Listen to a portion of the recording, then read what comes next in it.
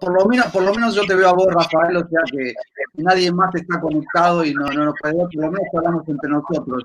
Deberíamos hacer los agradecimientos de rigor a la Universidad del Cine y a María Ángela que nos permitió esta conexión. Es raro porque esta conversación la hemos tenido muchas veces, pero nunca a tanta distancia.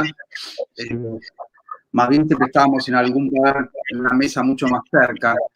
Es inevitable que en estos días cualquier conversación empiece haciendo alguna referencia a la pandemia, ¿no? Es como el tema que nos atraviesa y que resulta ineludible. Se me ocurría que podemos empezar esta conversación también por una referencia a la pandemia, porque vos hiciste, Rafael, una película el año pasado, tu última película, que terminaste a fines del año pasado, una película que se llama No va más y que a mí me gusta mucho, pero que hasta el año pasado era simplemente una excelente película. Ahora se ha convertido, me parece, en una película un poco profética, porque No va más es una película sobre un hombre solo, encerrado en un departamento y sin ningún contacto con el mundo exterior. De modo tal que uno podría pensar que quizás No va más es la primera película sobre la pandemia del coronavirus. Teníamos La Chinoise de Godard, que era una película sobre el mayo del 68, solo que en realidad era anterior a mayo del 68, y teníamos la película de Tarkovsky, Stalker, que en cierta manera hacía referencia a Chernobyl. Ahora tenemos además una película sobre la pandemia. Te estoy regalando casi la frase promocional de la película para cuando se estrene, ¿no? La última película de Rafael Filippelli, una película sobre la pandemia, podría ser, ¿no?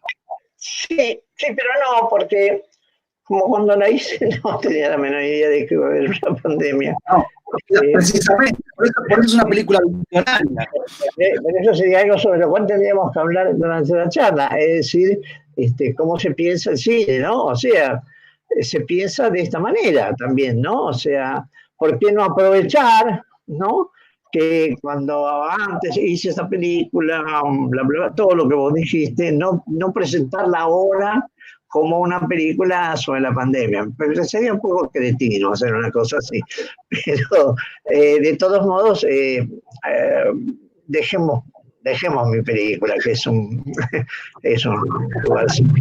lugarcito bastante pequeño en el mundo. Estoy contento de poderla terminar pronto y que ya he arreglado con el festival, con el Bafisi, que es lo que tenía programado para este año, que es que cerrar el festival y me hacían un pequeño homenaje inmerecido, y va a ser jurado de la muestra internacional, me lo mantienen para el año que viene, cosa que me alegra mucho y yo no tengo más necesidades que eso. Pero empecemos con el cine. Bueno, no, está bien. Yo insisto que hay que instalar la idea de la película visionaria, así ya. No es un mal trío estar al lado de Godard y de Tarkovsky, no está mal. Pero no, digo. Me siento un poco incómodo al lado de esas dos personas. Podría parecer un buen trío de estándares de jazz.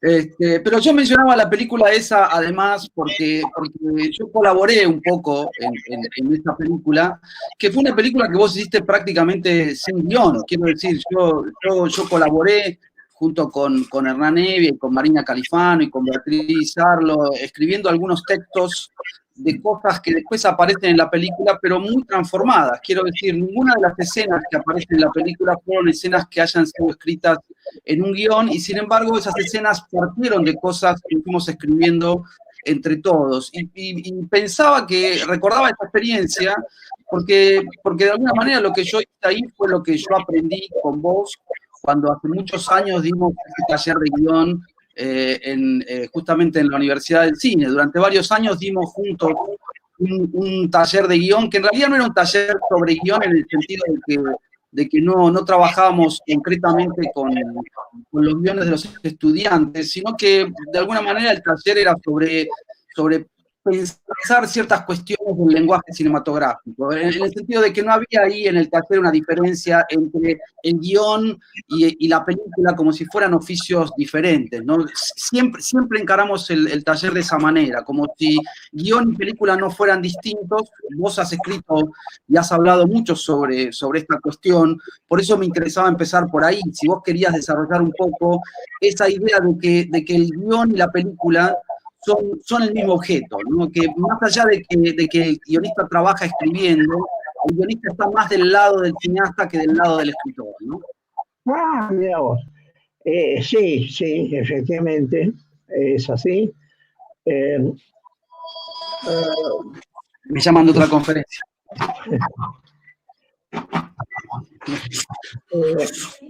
Vos sabés perfectamente que a mí nunca me interesó demasiado el tema del guión como tema de reflexión. No me parece que da tanta tela eso. Es más, en algún momento hice un chiste, dije los guiones deben ser escritos en potencial, de manera tal de que cuando uno escribe, él camina por el living y en el ventanal el sol entra marcadamente, cuando uno llega al decorado que le considero el jefe de producción, lo que hay es un contrafrente donde no se ve absolutamente nada y por lo tanto el potencial ayudaría mucho a describir así los guiones. Más allá de las formas en que se puede escribir un guión, que hay miles, ¿no? Siempre van a ser, indefectiblemente, inevitablemente, van a ser palabras puestas sobre un papel que pretenden, a veces lo logran más y a veces menos, que pretenden aferrar otro lenguaje que no se expresa en palabras.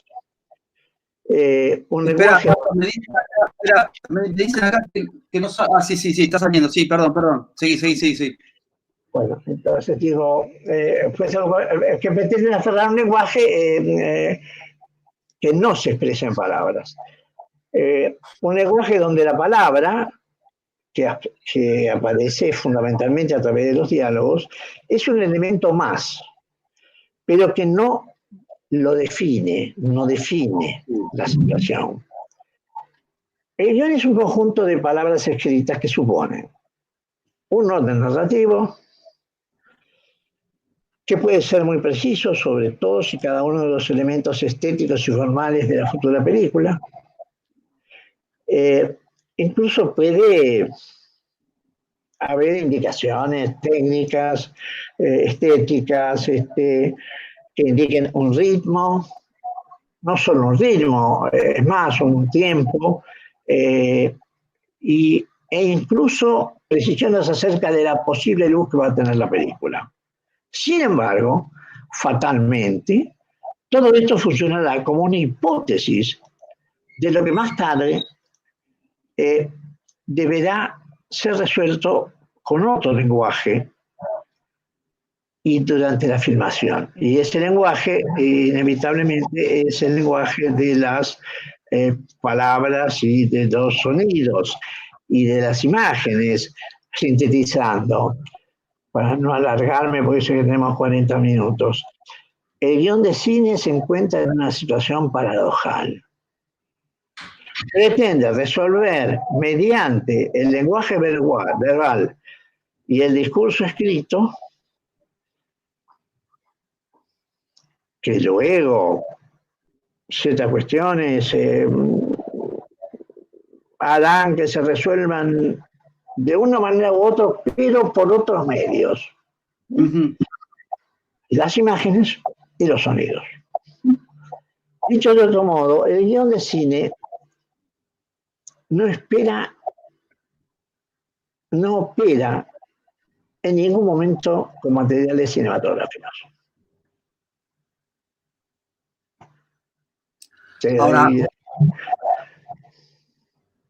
Ahora ahí aparece otra cuestión que me parece que también tiene mucho de mito, ¿no? De legendario, y que es la idea de que los escritores son buenos guionistas, ¿no?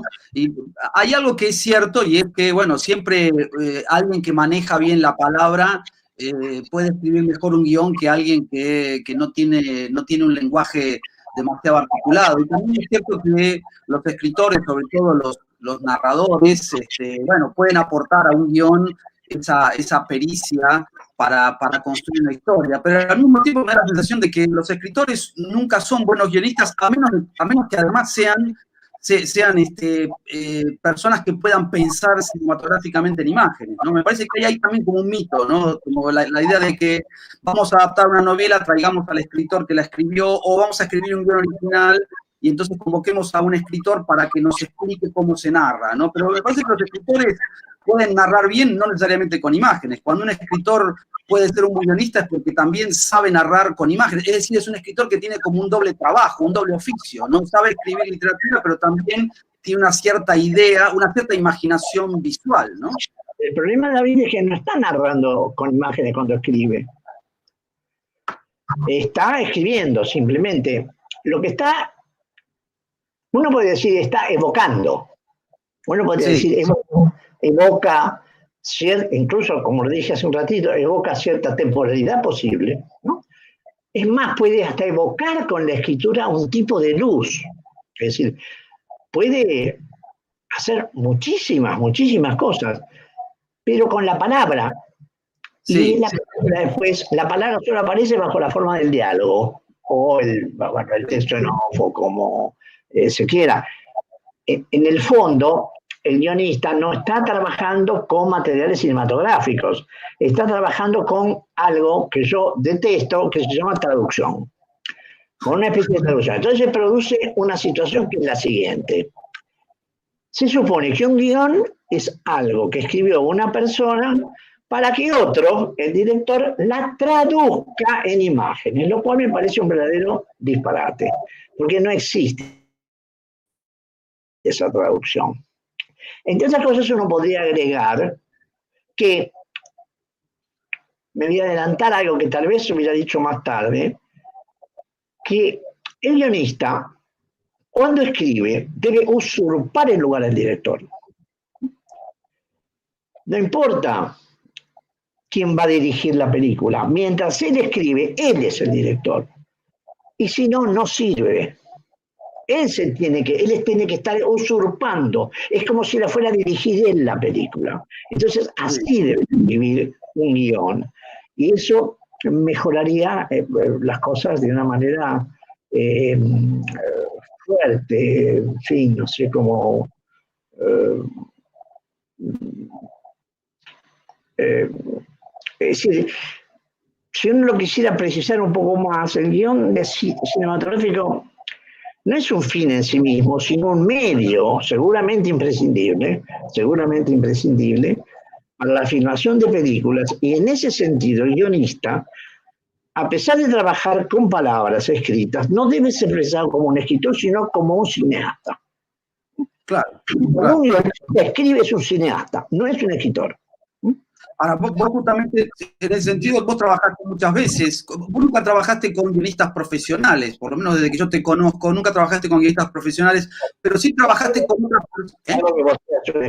Salvo vos seas un guionista profesional, digamos. Soy un guionista aficionado. Pero vos no trabajaste con guionistas profesionales, pero sí trabajaste con muchas otras personas que van desde cineastas como Mariano Ginás hasta críticos literarios, críticos cinematográficos. ¿Y por qué, digamos? ¿Qué es lo que decir? Porque yo tengo la sensación de que los guionistas profesionales tienen un problema, ¿no? Y es que en general el guionista profesional funciona, no es un escritor, no es un literato, pero tampoco es todavía un cineasta. Más bien el guionista profesional es como una especie de espía del productor, ¿no? El guionista profesional está ahí como para tratar de jibarizar y hacer que la película no se descontrole, no se vaya de las manos, ¿no? Es como si el guionista profesional es como un embajador del productor, ¿no? A mí me gusta mucho que hayas introducido, hoy ya por suerte, con la existencia de escuelas de cine, que forma otro tipo de profesionales. Bueno, nuestra institución, para mí la mejor del país, y no sé si no es una de las mejores del mundo, forma gente. La gente no ha pensado este tipo de cosas. Por ejemplo, cuando una persona se recibe en la Universidad del Cine, hizo de todo. ayudante de cámara, fotógrafo, ayudante de sonido, sonidista, director, ayudante de dirección, etc.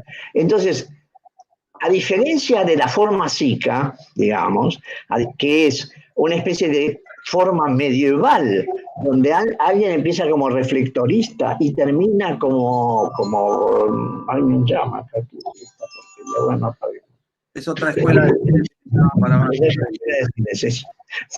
bueno, esa situación cambia radicalmente las cosas respecto de lo que es la profesionalidad que vos llamás. No voy a hacer nombres, claro está, pero los guionistas profesionales que yo conocí hace 30, 40 años nunca pisaron un set de filmación. Nunca. Mientras que todos son cineastas antes de ser guionistas. Mientras que los que salen de las escuelas de cine como la nuestra son cineastas en primer lugar antes de ser guionistas. Efectivamente. Entonces, todos esos grandes guionistas que tuvieron fama y todo eso, no pisan un estudio de filmación, un set de filmación. Es decir, no saben, es más, lo voy a decir de otra manera, no saben cómo se hacen las cosas que ellos escriben. No lo saben. Hoy sí. Ojo, que se entienda. Mira, como vos sacaste el guionista, el viejo guionista profesional, ese tipo no sabía cómo se hacían las cosas. Es decir, entonces había el traductor, venía el tipo que decía, bueno, andate, que yo voy a ver cómo hago para hacer todo esto que sea verosímil. Ese asunto de no pisar el set, alguien me podría contestar, tampoco los montajistas pisan el set, pero los montajistas trabajan con materiales estrictamente cinematográficos, con los planos previamente filmados y los guiones y los diálogos previamente escritos. Entonces, ahí se mezcla un poco la cuestión, porque, sin embargo, el único, además de la película terminada, el único técnico, para llamarlo de alguna manera, en el cine, que trabaja sobre la totalidad de la película, es el guionista. Todos los demás trabajan con partes. El fotógrafo, como si hay que subexponer o sobreexponer, en fin, etcétera, y así sucesivamente. No voy a expresar, no voy a expandir en cosas que todos los que nos estarán escuchando la saben perfectamente. El guionista es el único que trabaja en la totalidad. Igual es lo mismo, en los dos momentos en que hay una totalidad, es la primera copia y el guión.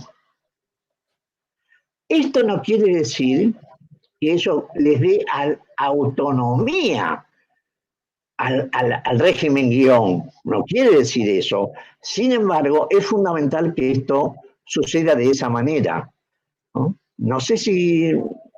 Sí, la pregunta es, porque es cierto, digamos, que la película no traduce el guión a imágenes, sino que hay una especie de hiato, un abismo entre lo que está en el guión y lo que después vemos en imágenes, ¿no? El guión sirve en algo para hacer la película, y al mismo tiempo la película no está en el guión, y la película terminada tiene una relación con el guión, es otra cosa, es un objeto de otra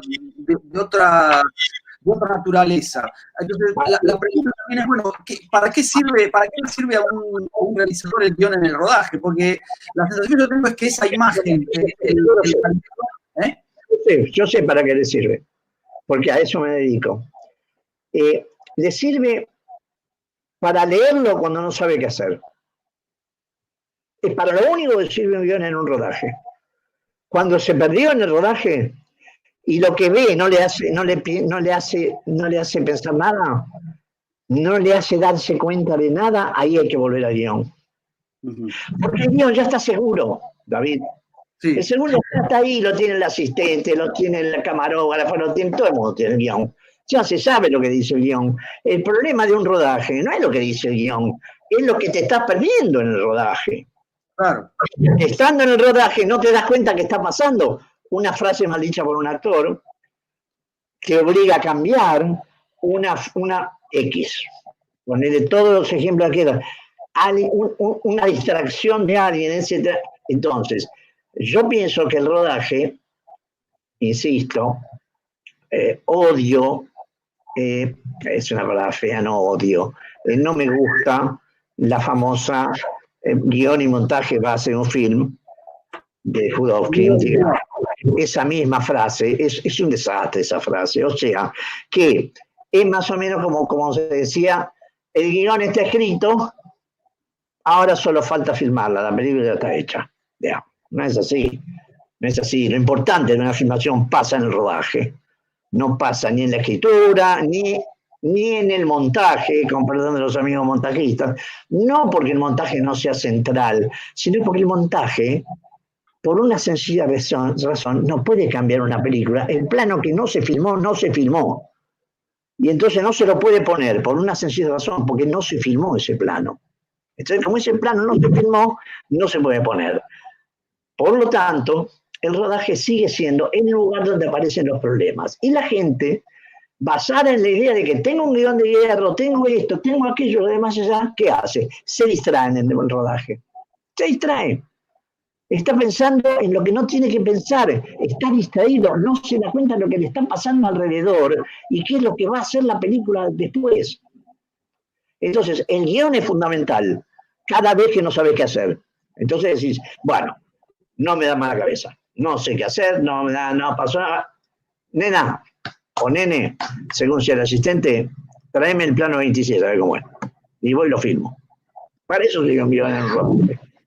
Había una cosa que decía que tiene que ver con eso, me parece, ¿no? Que Tarkovsky decía, en realidad, en un rodaje, el guión solo sirve como una especie de cofre donde uno conserva lo que la película era cuando la película era pura, antes de que intervinieran todos los problemas de producción, ¿no? Entonces me parece que ahí hay algo que tiene que ver con lo que vos decís, ¿no? Como si el guión fuera algo donde uno pueda consultar para recordar cómo era la película antes de que aparecieran todos estos problemas, ¿no? La escena requería que hubiera sol y está lloviendo, teníamos que tener 500 extras y hay 20, ¿no? Un poco como que una vez que empieza a rodar la película, empieza también a desviarse hacia otras zonas, que pueden ser momentos donde uno puede abrirse a lo imprevisto o momentos que pueden también tender a desviar la película de lo que era su idea original, ¿no? Quiero decir, me parece que hay como una tensión entre el guión y el rodaje, en el sentido de que el guión tiende a fijar las cosas y me parece que tu idea del rodaje más bien es una idea de que uno tiene que estar un poco abierto a esos imprevistos del rodaje, ¿no? Sin la menor duda, David, estoy totalmente de acuerdo con vos, hemos hablado mucho, además alrededor de este tema. Es así, pero déjame una pequeña digresión.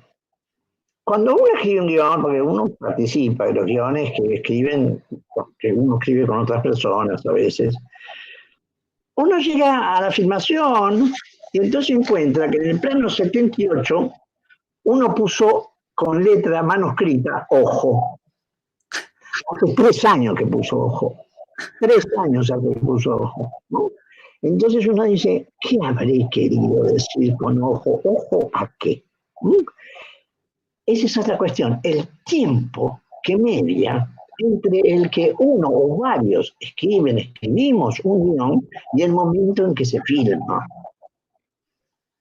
Uno mira cosas cuando está en la filmación y dice, yo escribí esto. Es decir, empieza, no sé, no quiero alargarme en esto porque es un poco demasiado subjetivo, digamos, pero es un tema ese, es un tema, y por lo tanto, la película, para mí, yo siempre hablo a título personal, no le bajo línea a nadie, para mí ese empieza en el rodaje. Claro. Es verdad, en el rodaje. Me da la sensación de que en realidad uno escribe el guión de la película para saber cuál es la película que quiere hacer, no para tener una guía de la cual después el rodaje va a ser una mera ilustración, sino que simplemente, en realidad una vez que terminaste de escribir el guión ya no lo necesitarías más en el rodaje, salvo para esos casos como los que vos mencionabas donde uno está completamente perdido. Pero en rigor, cuando vas al rodaje ya tenés toda la película en la cabeza. Salvo en esos momentos, como decís vos, donde uno se extravía, donde no sabe cómo seguir y está abrumado por el desborde que supone el rodaje, y entonces consulta en el guión qué era lo que uno había querido decir y trata de descifrar qué significa ese ojo que uno escribió 3 años antes. Exactamente. Entonces, hay una anécdota en la cual trabajamos juntos, una anécdota de una película en la cual trabajamos juntos, que no importa el nombre, En un momento con el cameraman estaba viendo que querés que diga nombre, una actriz se llamaba. Cuando estamos poniendo el plano y el asistente de dirección vino y dijo, preguntó a Carlos, al fotógrafo y a mí, nos preguntó por dónde va a salir el personaje de cuadro. Y Carlos se dio vuelta, el fotógrafo se dio vuelta y le dijo, mira, todavía no sabemos por dónde va a entrar. O sea que, imagínate si vamos a ir por dónde va a salir. Es decir, esa es la idea del antiguión al cual yo me refiero. No al antiguión como institución del cine, sino a que el guión te domine el momento de la filmación. Eso es terrible. Primero, porque estás 3 años atrás, porque lo que viste hace 3 años, o 2, no importa, lo que fueran. Y segundo, porque quedó cerrada toda posibilidad de modificación. Dado que este guión, vos tenés que filmar el guión. Bueno, si seguimos así, terminamos hablando de Hollywood, entonces me parecería un poco aburrido, digamos. De todos modos, tal vez lo único interesante, me gustaría escucharte sobre el problema de lo imprevisto, digamos, porque eso sí que me parece algo central. Sí, Estamos hablando. No, pensaba, hay una película de Wim Wenders, cuando Wim Wenders era bueno. Tampoco es una gran película, pero es una película que a mí me resulta muy gráfica, que es una de las primeras películas, un mediometraje que Wenders filma que se llamaba Silver City, donde él quería filmar simplemente unos paisajes urbanos vacíos, y en algún momento en uno de los planos entra corriendo una persona imprevistamente, entra en el cuadro una persona que no debía estar ahí. La idea era que todos los planos fueran imágenes vacías, y de pronto aparece una persona que viene corriendo, y automáticamente a Wenders se le plantea una pregunta que es la pregunta del narrador, ¿no? Es decir, bueno, ¿qué hace? Porque ese personaje que entra en el cuadro implica una serie de preguntas, de dónde viene, a dónde va, está escapándose, lo están persiguiendo, llega tarde al trabajo, digamos, empieza a introducir una serie de preguntas que son narrativas, y a mí me parecía que esta película era de alguna manera un buen ejemplo de la tensión que se produce entre los elementos, digamos, documentales y los elementos ficcionales que están siempre en el plano cinematográfico. Y me parecía que era una buena introducción para esta idea de la cual hemos hablado bastante, vos y yo, y que a vos te interesa particularmente, que es la cuestión de estar abierto a lo imprevisto, que no es lo mismo que el azar, sino estar abierto a lo imprevisto, ¿no? O sea, ¿qué sucede cuando en un rodaje, justamente, en un rodaje, aparecen esos elementos que no pueden ser controlados de antemano en el guión, ¿no? La pregunta es sí, clarísima. Yo creo que habría que expandirla un poco en ese sentido. Yo creo que se filma a favor del imprevisto o se filma en contra del imprevisto. Que el problema no es solo, porque si no sería azar, como dijiste vos, ¿no? El problema no es solo que aparezca el imprevisto. ¿Lo querés fomentar o no? Cuando vos estás dirigiendo, cuando vos estás filmando, ¿querés fomentar que ese imprevisto acaezca o no querés fomentarlo?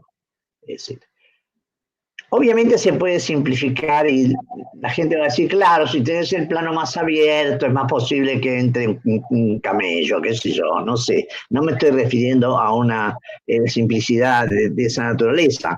Es decir, vos estás deseando que algo nuevo invada el rodaje para aprovecharte de eso, para usarlo eso, para aprovechar eso para decir otra cosa que la que quería decir incluso antes, digamos.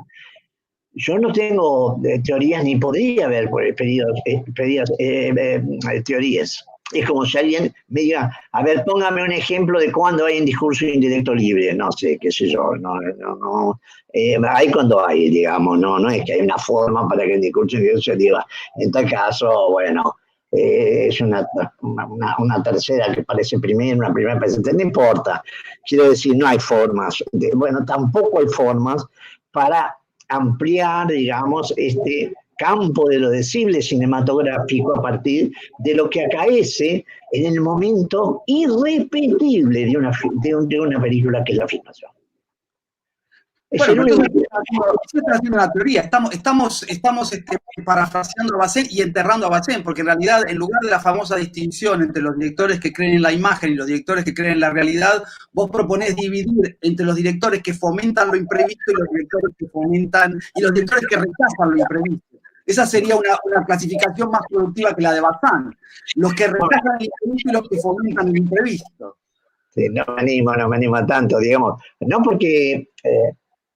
ya está enterrado Bazin, igual, pobre, hace rato ya. Bueno, digo, todos los alumnos de la FUC saben que Bazin murió antes de ver ninguna película de Nouvelle Vague.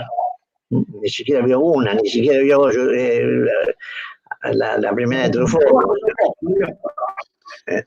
La de los 400 golpes, no. O sea que bueno, dársela con Bazin en este momento, hablar de Bazin me parece que está un poco, hay algunas cosas viejas, quiero decir, exagerando, sí, el tigre y el domador pueden estar en el mismo plano, en planos diferentes todo el tiempo y no pasa nada.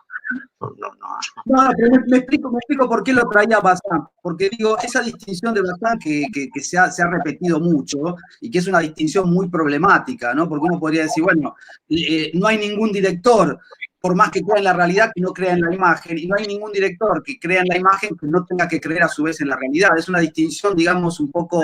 y me parece que la que vos planteás es interesante en el sentido de que justamente pone de manifiesto esa tensión que hay siempre en el plano, entre lo que yo llamaría muy rápidamente lo documental y lo ficcional en un plano, ¿no? Es decir, esa tensión está siempre, ¿no? Todo plano tiene esa tensión entre el control y lo imprevisto, y obviamente lo que define a cada cineasta es cómo maneja o hacia qué lado desvía esa tensión, ¿no? Si rechaza lo imprevisto o si lo fomenta lo imprevisto, ¿no? Bueno, yo creo que desgraciadamente el cine realmente existente, digamos, tiende a rechazarlo, digamos, es más cómodo. Claro. Es más cómodo, supone menos trabajo, en fin, no me voy a soltar la lengua que es habitual en mí porque no me gusta hacerlo. Yo creo que ahí esto se relaciona, me parece, por lo que vos estás diciendo, con el viejo problema de lo documental, digamos, ¿no? O sea, en el sentido, lo documental como forma de tener un plus de realidad, digamos, como se decía en su momento, un plus de realidad que se le agregaba, digamos, a la imagen, y por otro lado una suerte de, digamos, de forma de recusar la ficción, digamos, ¿no? O sea, sin embargo, el documental recurrió siempre inevitablemente a la forma de la ficción, ¿no? O sea, sí, la búsqueda de la continuidad por un lado, ¿no? Sí, más allá de frases como las de algunos teóricos que dicen montaje discontinuo y cámara excéntrica y todo eso, lo que tienden a buscar es el corte de continuidad, es decir, efectivamente. Y por el otro lado, la otra cosa que tienden a buscar permanentemente es la dependencia de los planos subjetivos o objetivos. Digamos, ¿no? El digital, en ese sentido, leí una cosa tuya hoy que hablaba del digital, por eso me acuerdo. El digital, digamos, funciona bien en ese sentido como un medio menos reglamentado, digamos, que el 35 milímetros, en fin, todo eso que se defiende hoy, no sabemos bien por qué, pero bueno. Hay un ejemplo que es una película de Godard. En realidad son dos, una película de 35 milímetros que se llamó Pasión y una cosa hecha a posteriori que se llamó Escenario, o sea, guión de Film Pasión. Y esa está hecha en video, ni siquiera en digital, en Betacam. ¿Y qué ocurre ahí? El guión se produce una suerte de inversión por el cual el guión recupera los planos del trabajo anterior, hay una inversión de la situación, ¿no? O sea, y eso nos hace preguntar, entonces, se habla tanto de imagen. Yo prefiero no hablar de la palabra imagen. Se lo reservo a la gente que sabe lo que es una imagen. Yo no sé lo que yo quería saber lo que es un plano. Entonces, preguntarse qué es un plano. Ya se sabe que es una unidad mínima de montaje, eso ya lo sabemos, y si nos vamos a conformar sabiendo, diciendo esto. Ahora, o sea, eso lleva a preguntarnos, ¿qué es lo subjetivo y qué es lo objetivo en términos del relato del cine?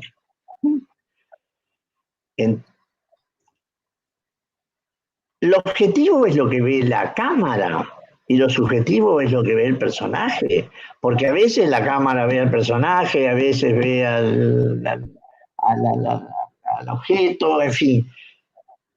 ¿Cómo se llama eso? Eso se llama la veracidad del relato clásico. Y seguimos viviendo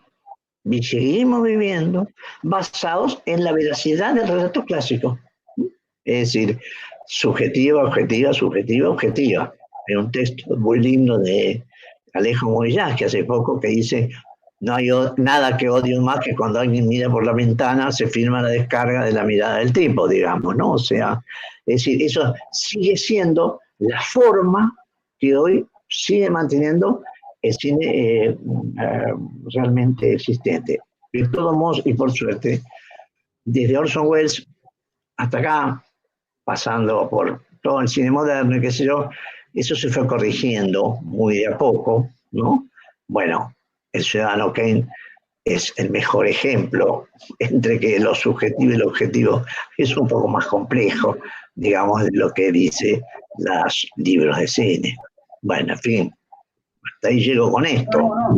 Es verdad, lo que pensaba es que siempre que se habla de plano subjetivo y de plano objetivo, en general siempre se piensa que, a menos que se indique lo contrario, todos los planos en una película son objetivos, salvo cuando hay una indicación muy clara de que ahora viene la subjetiva del personaje, como si en realidad la subjetiva fuera justamente una convención muy artificiosa, pero me parecía que también se puede pensar al revés, porque, como decimos, todo plano supone una mirada, todo plano es una imagen que está mostrada desde un determinado punto de vista, por lo tanto hay alguien que está mirando eso, y entonces yo diría que justamente el plano más artificioso sería el plano objetivo, en la medida en que el plano objetivo es un plano que se ha olvidado de su origen subjetivo, digamos, todos los planos son subjetivos, salvo que algunos se han olvidado y han hecho olvidar al espectador que hay una mirada detrás de esa imagen, ¿no? O sea, me parece como un poco curioso, un poco paradójico, el hecho de que nosotros tendemos a asociar la subjetiva con una convención muy artificiosa, ¿no? Pero, si todos los subjetivos en su origen. Vos lo que viste cuando hablabas de la película esa famosa del La Dama del Lago, digamos, ese ejemplo ridículo de que la película es como para ubicarse en la primera persona del personaje, se filma todo en subjetivo y por lo tanto la película es más aburrida que chupar un clavo, digamos, no se entiende absolutamente nada. Y hace muy poco lo escribió Rodrigo Moreno en un blog que leí, ¿no? sobre el tema exactamente, sobre el tema de lo subjetivo y lo objetivo, digamos, ¿no? Pero bueno, es largo. Yo creo que digo, nosotros llevamos 40 minutos, podemos, terminando el reloj acá enfrente mío, no sé quién decide acá, pero... Bueno, tenemos algunas preguntas que yo no puedo ver porque nuestra torpeza mancomunada impide que veamos las preguntas que la gente va subiendo a un chat que deberíamos estar viendo en el costado de la pantalla y que no veo, pero algunos amigos están haciendo ese trabajo por nosotros y me están reenviando preguntas que han hecho. Hay una pregunta que Ana te hace para vos, que dice, ¿cómo ha sido tu trabajo con los distintos directores con los que has colaborado y cómo fue su relación en este momento con tus guiones? ¿Cómo fue la relación de los directores con los que vos trabajaste cuando trabajaron como guionistas tuyos? Supongo que estará pensando en el caso de Mariano. Mariano sí. Gimnazo. Y de director, creo que fue el único con que trabajé como... Sí, después los directores no quisieron trabajar con vos. Después la dirección, eso es muy probable, sí. Se podría ampliar la pregunta. ¿Cómo fue la relación que las personas que trabajaron con vos, que nunca eran guionistas profesionales, cómo era la relación que esas personas, cineastas o no cineastas, establecían con el guión? Porque vos decías antes de alguna manera que cuando alguien escribe un guión tiene que usurpar el lugar del cineasta. No se puede escribir un guión sin pensar como si uno fuera a dirigir la película, ¿no? Sí, no, Sin embargo, vos trabajaste con gente que después no dirigió la película, la dirigiste vos. sí, de todos modos, el caso de Mariano, en principio, es un guionista profesional, digamos, porque no solo ha hecho los guiones de las películas propias o de algún amigo, digamos, sino que ha trabajado profesionalmente por películas de otra índole, o sea que es en un sentido. Después, en segundo lugar, es una persona muy, muy, muy amiga mía, y en tercer lugar, no te voy a explicar a vos, yo tengo una forma de trabajar, que es dejar hacer, plantear lo que no puede estar en la película, es decir, y una vez que planteo lo que no debe estar en la película, según mi criterio, dejo trabajar, doy las gracias por los servicios prestados y me voy a buscar a otro guionista en algunos casos para continuar la cosa, y en otros casos, en fin, no sé, pero todas las relaciones que yo mantuve, tanto con el Mariano, con los tres más, con que yo más he trabajado, son vos, Beatriz Arlo y Mariano Ginás, y siempre tuve relaciones excelentes, nunca tuvimos un sí no, hubiera sido imposible tenerlo. Ahí me están mandando otras preguntas. Bueno, no sé si la gente sabe que puede enviar preguntas, pero ahí me están mandando alguna otra. Pero hay otra cosa que me gustaría que desarrollemos mínimamente, y que es una frase de Truffaut que a mí siempre me resultó muy simpática y que vos siempre la criticaste de manera demoledora. A mí me resultaba simpática la frase, quizás porque es un poco efectista, es un poco facilista, y que es, te imaginarás la frase donde Truffaut dice que hay que filmar contra el guión y montar contra el rodaje, ¿no? Y vos decías que eso era patrañas, que era una superchería. Eso es una traducción de Thor de Alejandro Dumas. Nunca dije patrañas. Bueno, nunca dije que era patrañas. No me gusta la frase porque me parece, ¿para qué hacer algo que está condenado al fracaso? Sí, ¿para qué filmar contra el guión? Ahí te diría que ahí yo me puedo acercar. ¿En qué sentido? En todo lo que dije hasta hace un rato, que es olvidar el guión durante el rodaje y abrirse a lo que llamamos intempestivo, no me acuerdo cómo lo llamamos, azaroso, como fuera. Ahí te diría que me parece que está bien. Montar contra lo filmado me resulta una cosa así destructivo, digamos, porque mejorar lo filmado. Yo diría, bueno, sí, en el caso de mis películas seguramente siempre hay mucho que mejorar y por lo tanto está todo muy bien, pero no, nunca fue una frase, tampoco fue una frase que yo digo que son una patraña, ni mucho menos, no. En todo caso, me alegra que los guiones que escribimos juntos vos no hayas sentido que lo tenías que destruir en el rodaje, por lo menos me deja tranquilo personalmente. Para nada fue muy placentero para mí. Acá hay otra pregunta, hay alguien que pregunta, es una pregunta extraña, que pregunta si se puede estudiar cine de manera autodidacta.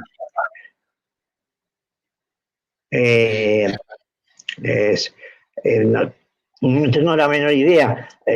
Más bien lo que pienso es, si se puede, porque eso también cuesta dinero, si se puede ir a la FUC No, no hay que estudiar de manera autodidacta.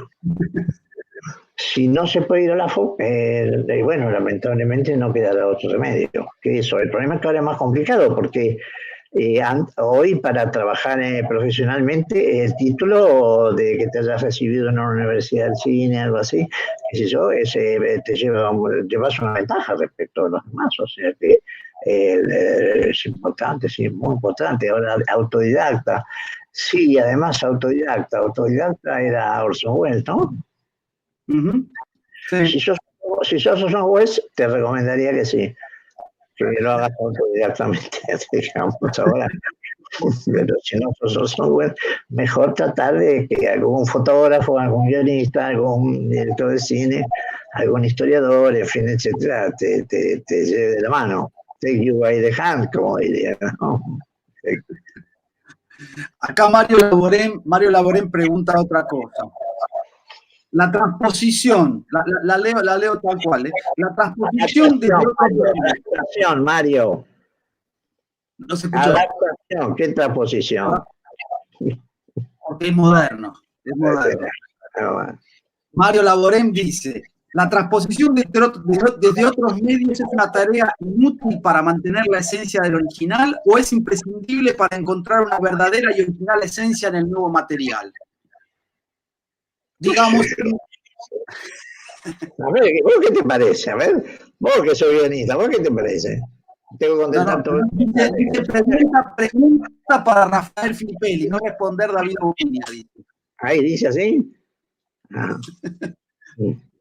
Bueno, no tengo la menor idea. Primero la palabra transposición me pone nervioso. No sé por qué es mejor decir transposición que adaptación. No entiendo. Y segundo, no me parece mal. Yo tengo algunas ideas pero sería muy largo todo. Tengo algunas ideas sobre el peligro que acecha al cine de una dependencia innecesaria de la literatura. Ya bastante fue que triunfaron a principios del siglo XX, que triunfó no la única posible idea, sino la idea de convertir el cine en un arte narrativo, digamos, desechando posibilidades como las pictóricas, las musicales, en fin, etcétera, como para seguir insistiendo en sacar de la literatura. Digo, bueno, algo te puede influir en algo, supongo, pienso en Antonioni cuando hizo eso de Cortázar, qué sé yo, que en realidad lo único que se le parecía era el parque y la cámara de fotos, qué sé yo, después no, nada que ver. No es que me guste particularmente esa película, por otro lado, pero no. Y por lo tanto no sé qué hacer con las transposiciones. No, porque me da la sensación también de que en realidad el problema no es en qué medida el cine se relaciona con la literatura o la pintura o la música, sino en qué medida cuando uno busca esa relación la está buscando pensando en que ahí facilita algo, ¿no? El hecho de que tomamos una novela para hacer una película y entonces una gran parte del trabajo ya está hecha porque la hizo el novelista, lo cual es un error porque es no pensar que las palabras son las palabras y las imágenes son las imágenes, es otra cosa. Y que de alguna manera ningún relato es exterior a la forma en la que ese relato se expresa, ¿no? Sí, pero bueno, hay casos, pero lo que pasa es que hay que llegar a casos de tipos que son muy geniales y que a veces nos siguen mucho. Por ejemplo, yo hace tiempo que no veo Tener y no tener, pero hace poco la leí, la novela de Hemingway. No se parece en nada. Al tipo le falta un brazo, está casado no con Lorín Bacall, sino con una mina del barrio, qué sé yo, es un traficante, no tiene nada que ver, digamos. Entonces, bueno, si vos tomás ese ejemplo, decís, bueno, ahí hay un ejemplo de transposición o de adaptación o como se lo quiere llamar, que, en fin, sirve. Y hay otros casos, bueno, si hay alguien que le guste Hemingway, les recomiendo que vaya a ver la adaptación, por ejemplo, qué sé yo, de Por quién doblan las campanas. Y si aguanta 10 minutos, yo lo felicito. Cualquier película neorrealista se parece más a Hemingway Cualquier película cualquiera, la peor, pero se parece mucho más a Hemingway que todas las torpezas que hicieron los Sam Wood y todos esos directores norteamericanos que adaptaron a Hemingway, qué sé yo, es complicado. Bueno, acá hay varios saludos, como si fuéramos un programa de radio, hay oyentes que mandan saludos, pero bueno, eso no lo quedamos para nosotros. Quizás ya sería hora de ir cerrando. No sé qué es lo que dice María Ángela, si ya aburrimos suficientemente a los oyentes o no sé si María Ángela está ahí o si se durmió, nos abandonó, o qué. No sé cómo se corta esto. Jamás me aburriría con ustedes dos. Pueden cerrar cuando quieran. Creo que nadie está aburrido. Hay preguntas, pero eso es decisión de ustedes. Para nosotros es un placer oírlos.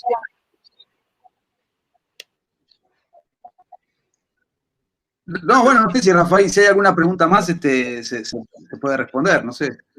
Sí, yo... No sé, yo no la puedo ver. No hay ninguna pregunta. ¿Tienes alguna pregunta ahí, María?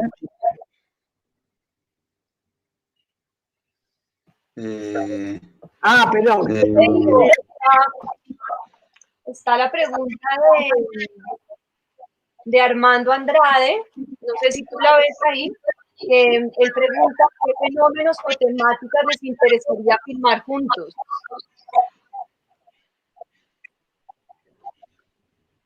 No escuché bien. No sé si ves la pregunta de Armando Andrade.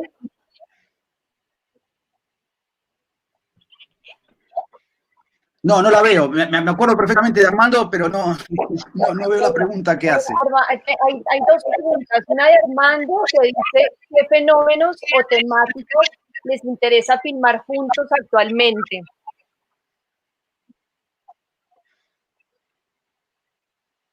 No sé si escucho bien, pero vos escuchás bien la pregunta, Rafa. Bueno, supongo que si entiendo lo que pregunta, ¿qué nos interesaría filmar juntos actualmente? Una película que diera mucho dinero.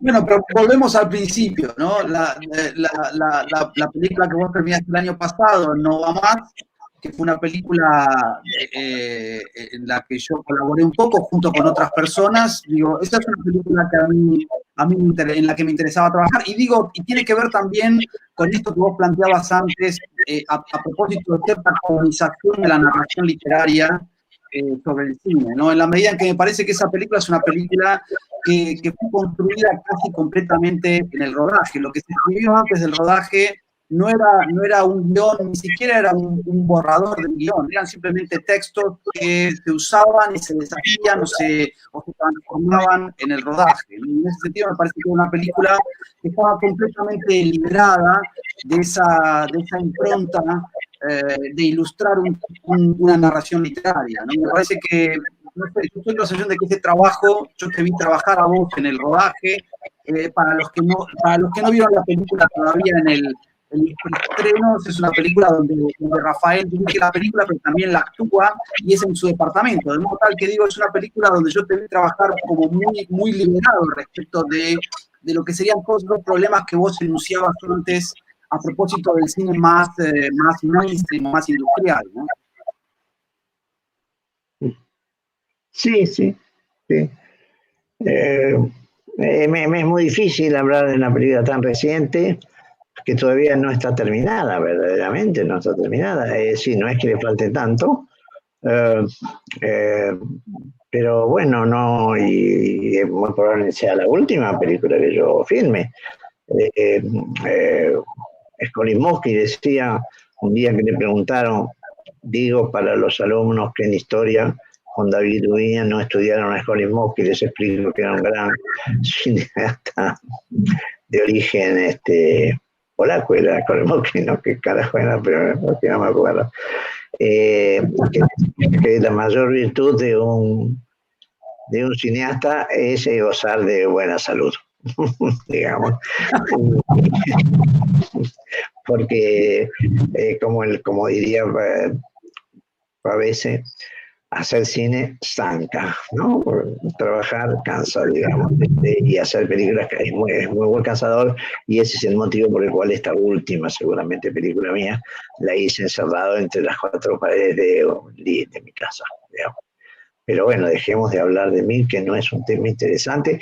Me gustaría, sin embargo, agradecerle mucho, aunque lo hicimos al principio, a Manuel Antín, a Mario Santos, a la encantadora chica que nos ha criado durante todo este tiempo, a María Marta Antín, y un gran abrazo y un gran saludo a todos nuestros compañeros de la revista de cine. Bien, bueno, con eso nos podemos despedir. Creo que sí. Muchas gracias. Y buenas noches. Bueno, cortamos entonces. La máquina.